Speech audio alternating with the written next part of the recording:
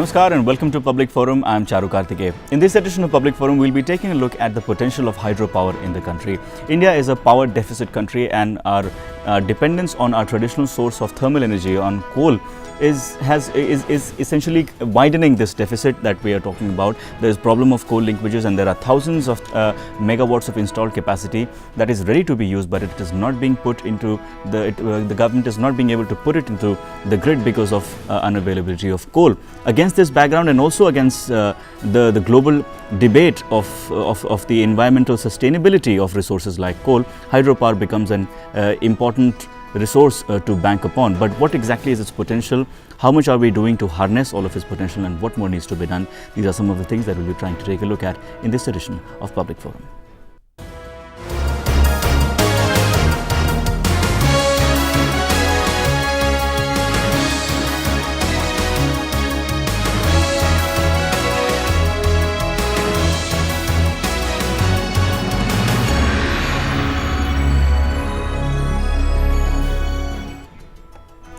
And joining us in the studio today is a distinguished panel of experts. In the studio with us today, Raghavendra Upadhyay. Raghavendra is Senior Vice President with Independent Power Producers Association of India. Raghav, welcome to Public Forum. Thank you, Charu. Mr. K. Seethaiah, Managing Director with Athena Demway Power Limited. Mr. Seethaiah, thank you so much for coming here. Thank you, Mr. Rahul Varshney, Director with SN Power. Rahul, welcome to Public Forum. Thank you. And Mr. A.B. Pandya, Chairman with the Central Water Commission. Mr. Pandya, it's a pleasure having you here. Raghav, first of all, I would like to begin with you. Let us begin with trying to understand the actual availability of power vis-a-vis the demand. What exactly is the power deficit situation in India? We have an installed capacity, a generation capacity of about 2,25,000 megawatts. The issue is that all of this power is not reachable to every part of India that wants it, A, due to transmission constraints. There are also problems like we have different peaking power requirements. For example, when we turn our morning loads on to go to office, we turn various systems on, we take the electric train to office or the tram or bus, or as the case may be. So we use up a lot of electricity early in the morning. It comes down a little bit in the day. Again, it has a peak load in the evening. So during the day itself, we are varying our electricity requirements, and at night time our electricity requirements are pretty low. The problem is that we can't have so much of generation meeting all of this unless there is a clear policy structure to meet our electricity demand 24/7. Okay. So our peak load deficit would be somewhere, it varies between 10% to 15% to even 20% depending on which location we're talking about, which translates into about 4 to 5 hours of power cuts for many locations. So to meet this particular thing, we need to have generation and a policy framework geared to provide matching of demand and supply. Okay, we need a policy framework, and so far that policy framework is lacking, would you say? I would say it is lacking currently, but the government has taken steps. They're coming out with the peaking power draft. They've already gone through it. They've had extensive consultations, and we hope that once these things are ready and the Electricity Act is amended in such a way that this is incentivized, that we'll have a much better power sector. Okay. Mr. Seethaiah, what do you believe about the power situation and the point that Raghav made about the lack of a proper policy in place? See, I think we have a lot of policies. There is no dearth of policy. What is missing is action. Okay. So, what is the hydrothermal ratio that has to be maintained? How to do demand supply management? How to meet the peak demand? How to meet the energy demand? All these are there on the paper. Okay. And there are policies which are developed. There are disconnect in the policies which has to be rectified. Okay. Like you have too much of emphasis on thermal today.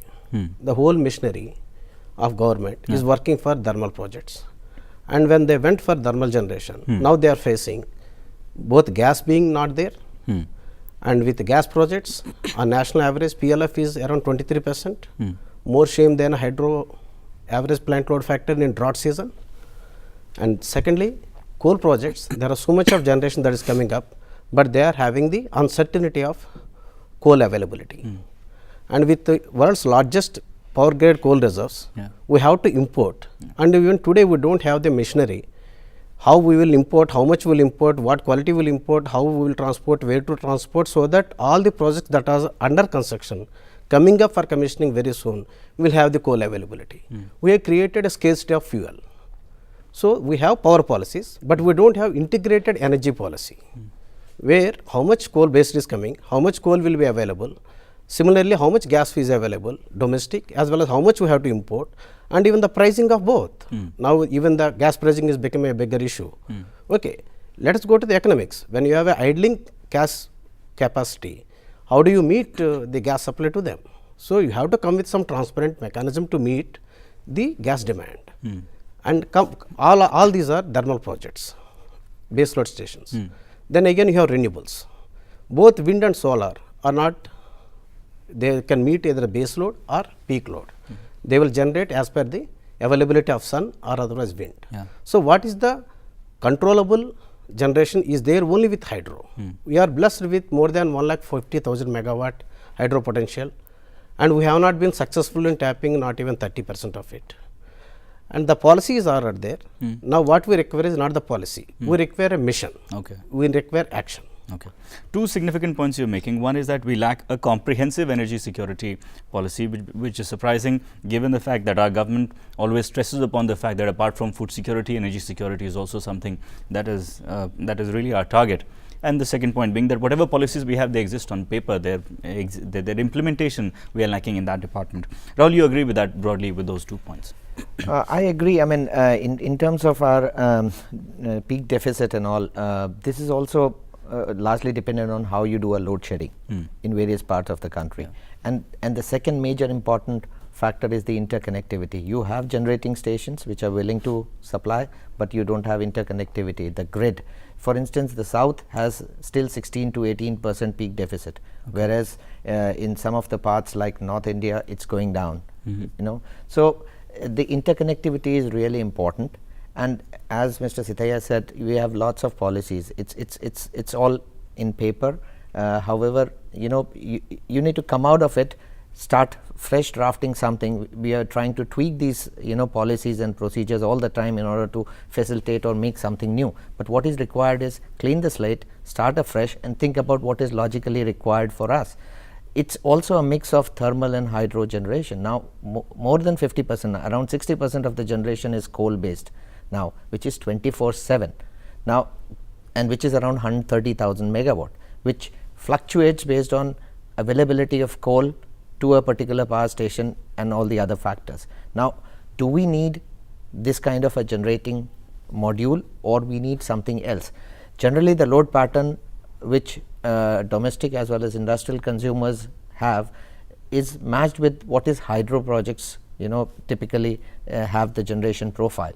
And therefore, one has to look at, you know, whether we need really hydro projects to, and there is a vast potential, 150,000 megawatt, only 39,000 has been harnessed. So, why not we first look at the fuel wise we do classification, what do we really need, then we look at which are the bottlenecks and try to, you know, remove those bottlenecks as a single grid or a in the country, and then let for instance the demand be a free demand and not a restricted demand. Most of the time we have seen that on one side one government, state electricity board is load shedding, whereas the same government gets a free power from one of the projects is selling to another state. You know, this completely is not understandable. So that's where, you know, it has to be looked into in a holistic manner. Okay, Mr. Pandey, I would also like to understand your perspective on things on the fact that it is being said that we lack a comprehensive energy strategy, if I may use that word.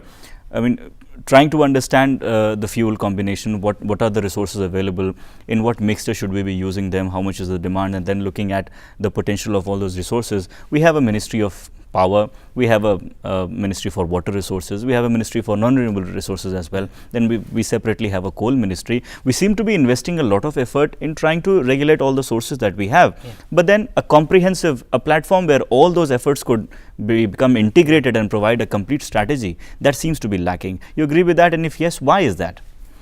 Yes, there is an issue where we need to have a sustainable and a comprehensive power generation regime.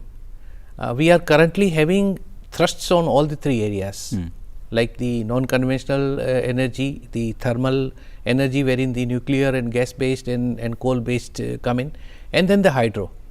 All the three independent thrusts have been made. At various points of time we have made certain thrusts in order to move ahead in that particular direction. The issue is that when one of the thrust areas moved forward, the other thrust area has not really moved forward in the equal step.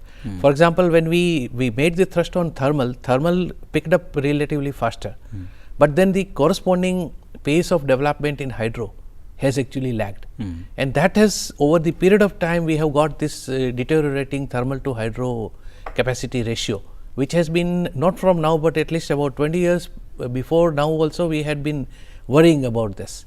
But then we haven't been able to set it right because of there are various constraints, where there are various issues that were associated with the development of hydropower.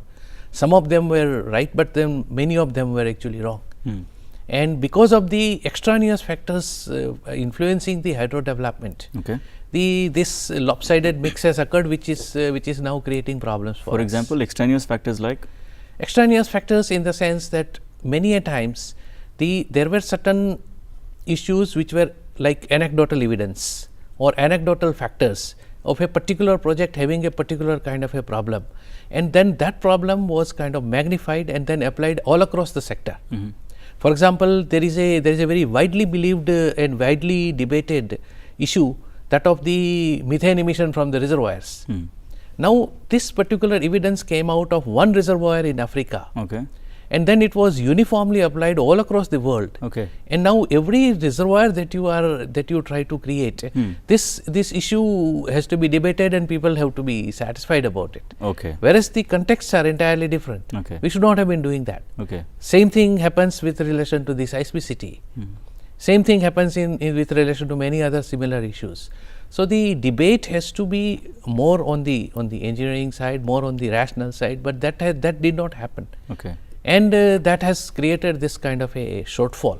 Even though we had a initiative of 50,000 megawatt hydropower initiative, which we took up from 2003 onwards, and we tried to go to the private sector, but still the hurdles from the three singles are many, and we are yet to really fully overcome them. Raghav, that gives us a good opportunity to begin talking about the potential of hydro and why we have lacked in tapping as much as we could. Mr. Pandey very clearly said that the pace in which thermal picked up, we failed in allowing hydro to pick up that pace. Your perspective on why did that happen? What are the reasons? I'm fully in agreement with what he says. We currently have a hydrothermal mix of hydro accounts for nearly 18% of our power generation, 18 to 19 or 20% of our power generation. Whereas ideally a country like India with its generation portfolio and demand portfolio would require something like 40% or 42, 43% of hydro to keep long-term power costs low and to give us sources of energy that are not very variable to fluctuations in foreign exchange requirements or on other economic conditions.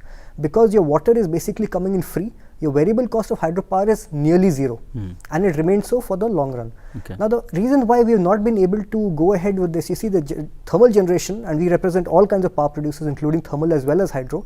Thermal generation has picked up very much in the last about 10 years, but hydro is completely lagged behind. It's been more or less static if you see vis-a-vis thermal generation. So the idea is, how do we ensure that, and hydro projects I would say are the most challenging power projects, or the most challenging civil engineering projects on the planet. To move this ahead, we need to proactively ensure that hydro is given prime importance in our energy portfolio and push it ahead. Yeah, but what I'm also trying to understand is that why have not been, what are the reasons, what are the bottlenecks that have prevented us from making that much progress in hydro, that as much as we should have done? One of the main things is, though we started on time, we had to, there is something called a center-state relationship. Power being a concurrent subject, you have center as well as the various states of India having arguments between states and the center and various states over common water resources. Now, exactly. Now, one thing is about the water resources, which state will share what water resources. Then when you look at the power projects being developed in Arunachal Pradesh, which is a state in the northeastern of India, then downstream you have Assam, where the people of Assam who are likely to be affected say that, why are you building so many hydro projects? Our livelihoods and all will be affected. So they are stalling development over there.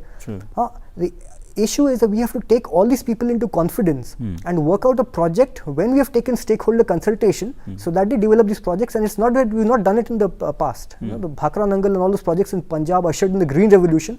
We had stakeholder consultations and we never had any violence or any disturbance for that sort of thing. Right. So that is the model that has to be replicated. All right. Well, on that note, it's time for us to slip into yet another break. We'll be trying to understand more facets of why have we not been able to make as much progress in harnessing the potential of hydropower, also on the other side of the small break that we're slipping into. Stay tuned to Public Forum.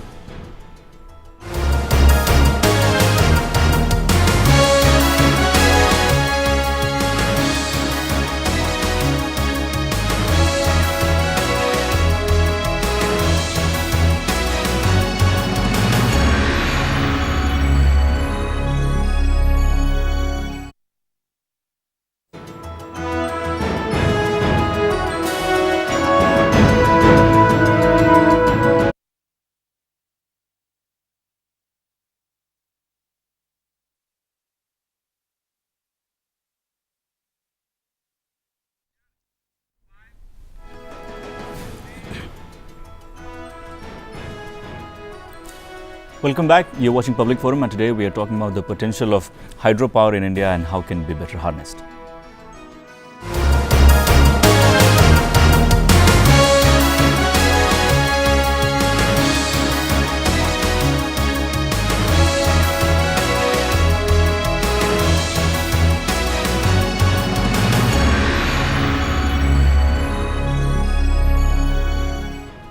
Mrs. Satya, your point of view on other problems regarding, other bottlenecks regarding that have prevented us from harnessing hydropower up to its potential?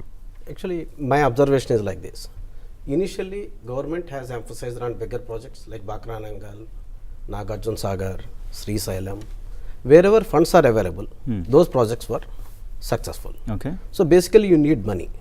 When government prioritized developing hydro projects out of their budget, they have been successful.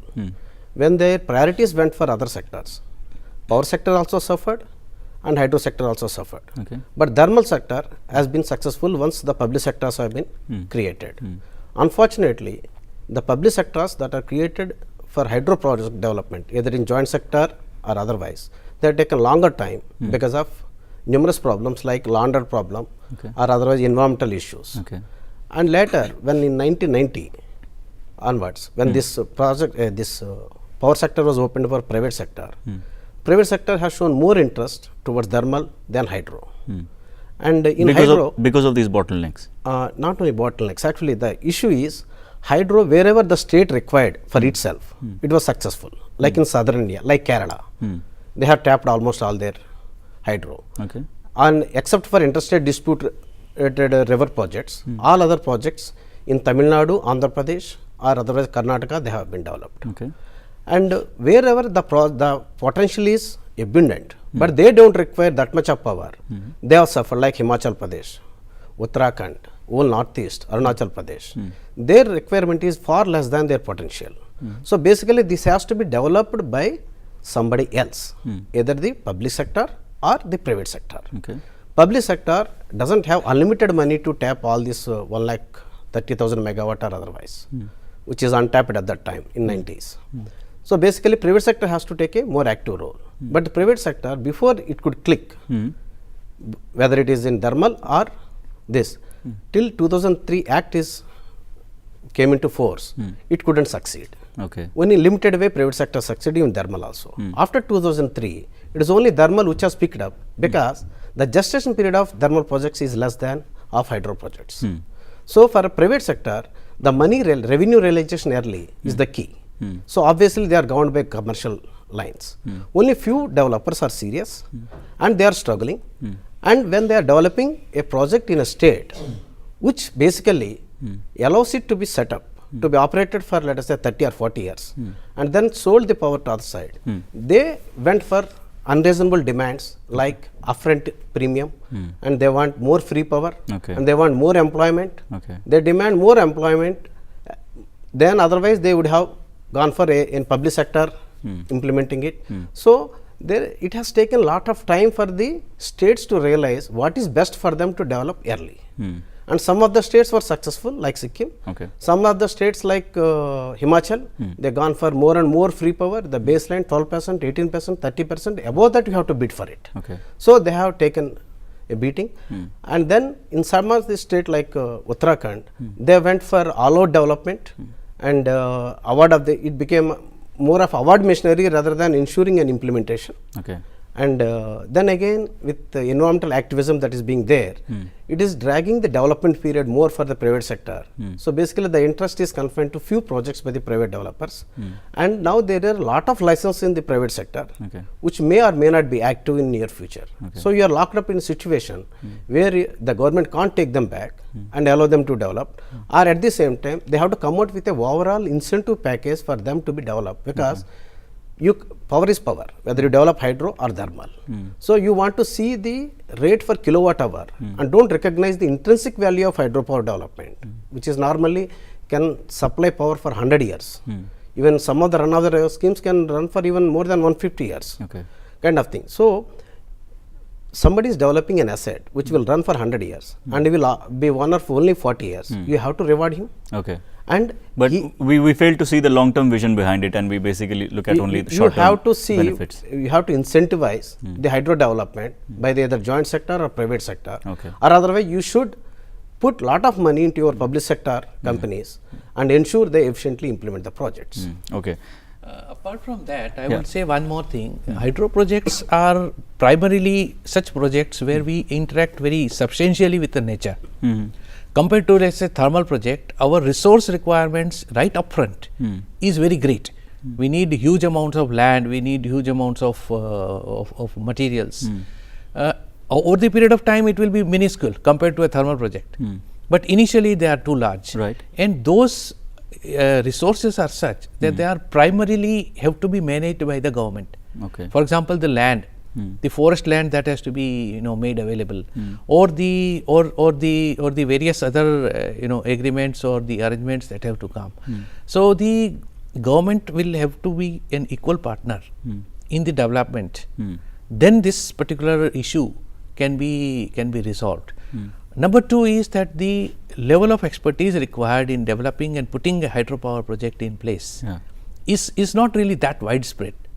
That's relatively restricted. Okay. So a lot of capacity building also is required Okay. before a very sound planning can be made, because hydro projects are such that once you plan them and implement them, it is very, very difficult, or I would say impossible to really change them. That means you forever, the old generations to come will have to live with that particular defect. Okay. For 100 or 150 years, so long as they will be in operation. Yeah. Rahul, what is your perspective on, apart from the long gestation period that hydro projects require, and which is why private sector probably would not have moved ahead in this direction, but there must be other problems also that the private sector might be facing. Yeah, I mean, we are from a company, Norwegian company, and we intend to actually do a lot of hydro projects, and we have 17,000 megawatts of hydro projects of our own. Statkraft has done it.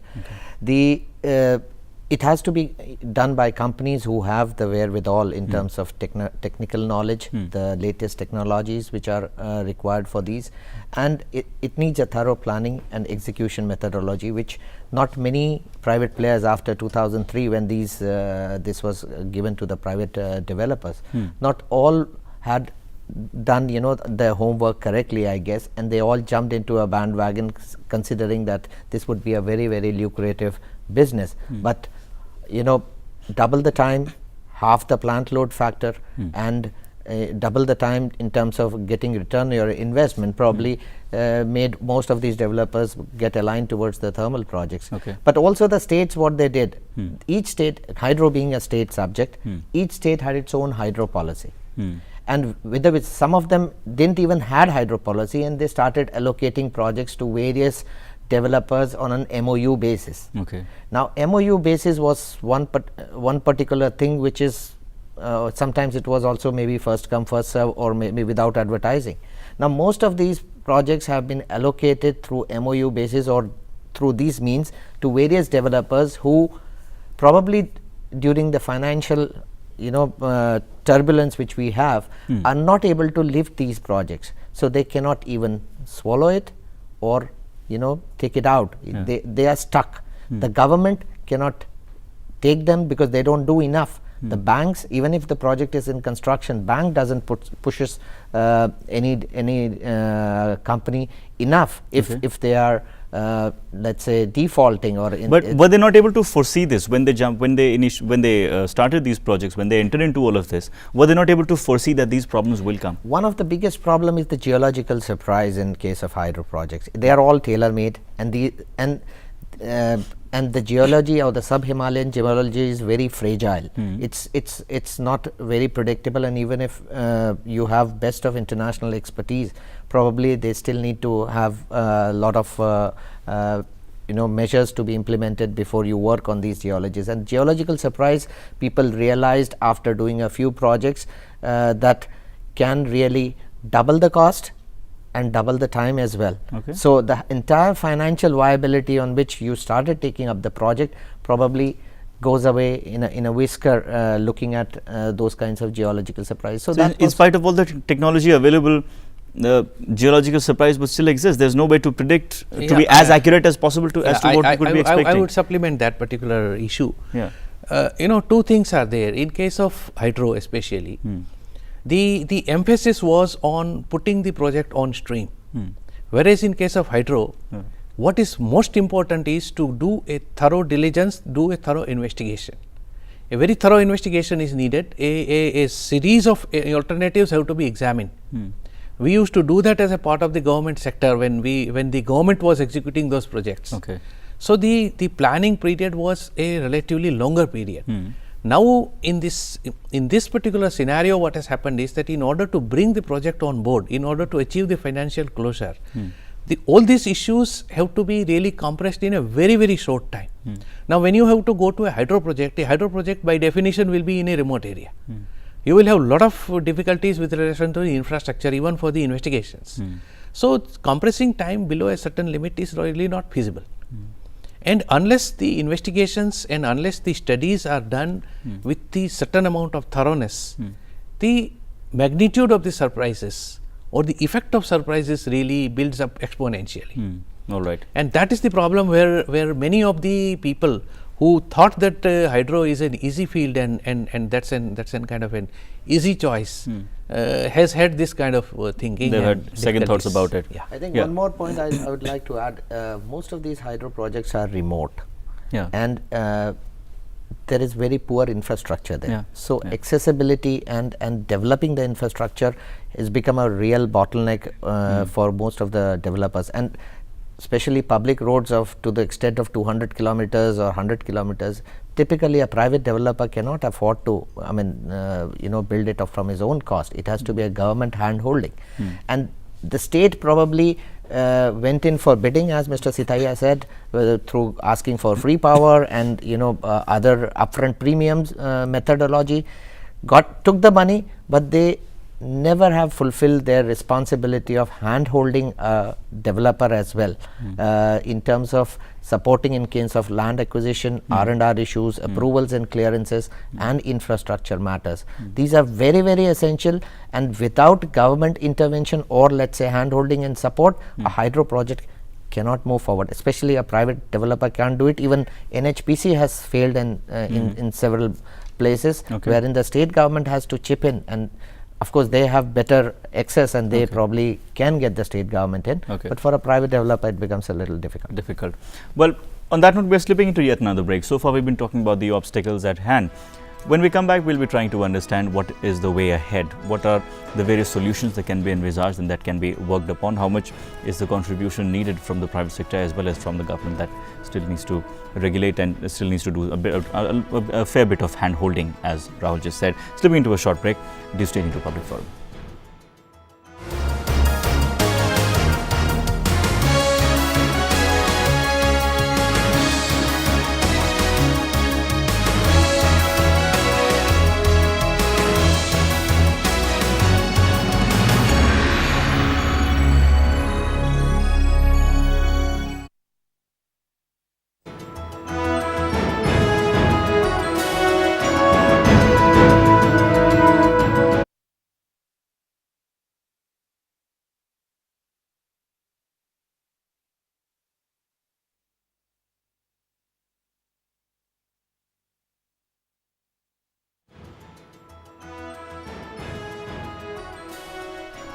Welcome back. You're watching Public Forum, and today we are talking about the potential of